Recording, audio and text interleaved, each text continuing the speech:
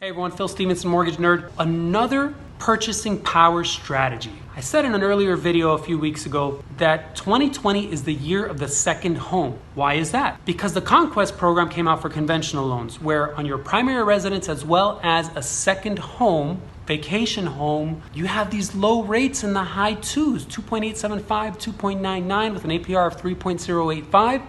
You can get a crazy low payment on a property. Now, the caveat to getting a second home, you have to be able to afford it with your income. Self-employed people like myself come to me and they say, hey, here are my tax returns, but I don't like paying income taxes to the IRS, so I'm only making $50,000 a year. Sorry, maybe you can afford the house that you're in, but on paper, you cannot afford a second property. When you buy an investment, we're gonna use the income off of that investment property to help you qualify, that rental income to help you qualify against your debt to income ratio. On second homes or vacation homes, we can't use that. You have to make enough money to afford the house you're in and the vacation home or second home that you're purchasing.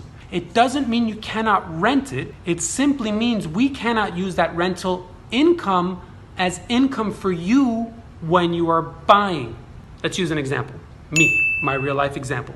My house with my very low VA mortgage on it, not as low as the rates are now, is $2,400 a month. I have great insurance and great taxes, and I bought it in 2014. If I go buy the house that I'm looking at in New Smyrna Beach, it's north of Cape Canaveral, just south of Daytona Beach, looking in the $300-400 range. Those payments could be $1,700 a month, they could be $2,000 a month. Let's use some round numbers. Let's say it's $2,000 a month up there, $2,500 a month here in Miami, $4,500 a month total. If I make $10,000 a month, my debt to income ratio between those two is 45%. We could probably make it happen. You only need to put 10% down on a second home. You could put 20% down on a second home. It's up to you. Minimum is 10%. You will have some MIP or PMI, mortgage insurance premium, MI. You will have that if you're putting less than 20% down. But my point is, you have to have good income, low debts to be able to do the second home. But what an amazing strategy. If you rent it out 6 months out of the year, you can pay your mortgage and expenses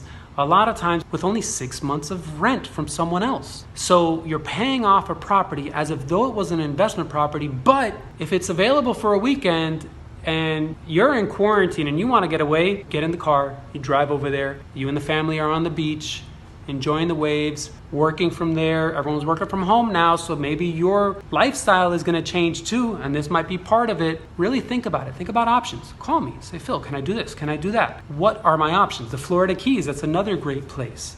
Of course, those values are much higher, but there are condos and townhouses with a lower payment, and some of them can be rented as vacation dailies, some of them as monthlies. Call me. I'll help you understand and how to navigate and do that, but this really is the year of the second home. You can utilize these vacation properties, make money, maybe even profit. Just remember, it's your home part of the year. It's not an investment property. You don't rent it out for 365 days a year. We don't want to see that in your tax returns. Phil Stevenson, Mortgage Nerd. The year of the second home is here, 2020. Toilet paper year.